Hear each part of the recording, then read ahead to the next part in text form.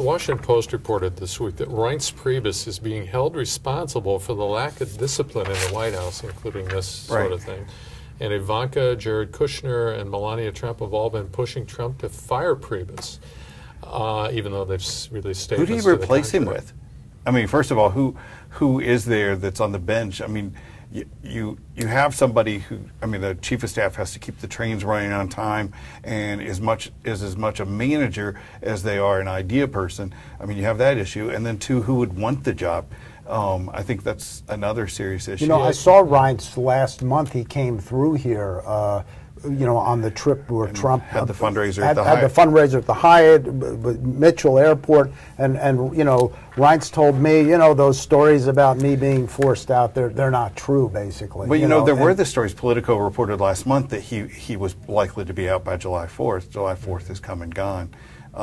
You know, he's in a pretty terrible situation, trying to explain and justify, trying to promote an agenda that has enough problems on its own, while at the same time managing the sideshow, which is all about this Russian. Well, I mean, and Trump hadn't even appeared in public, I think, until yesterday, over about 2-3 day period. Yeah, 3 days. Now he's in France, so you know, you get a sense of the White House in utter turmoil. And then, you know, the other thing about, you know, not seeing things, you don't even see a daily press briefing anymore. It's on audio. The whole thing is strange. I mean, I think people need to sort of back up and realize this is all very strange, very unusual, very unlike modern 21st century American politics. But frequently when there's a major controversy, politicians do go in the bunker. That's not completely unheard of.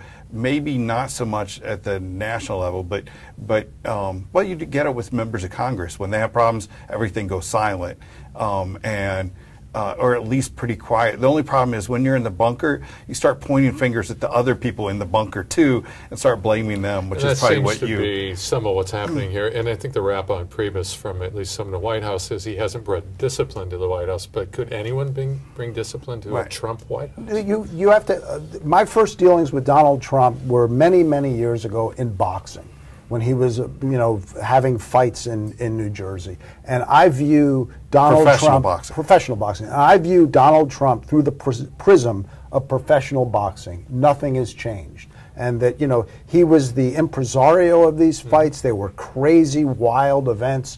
And nothing that's happened ever since has led me to believe that anything other than he's operating the White House like he might operate a boxing match. Well, you know, he ran and he won as a non-political person. I'm a businessman, an outsider who wants to come to this position. We need someone who's not a politician.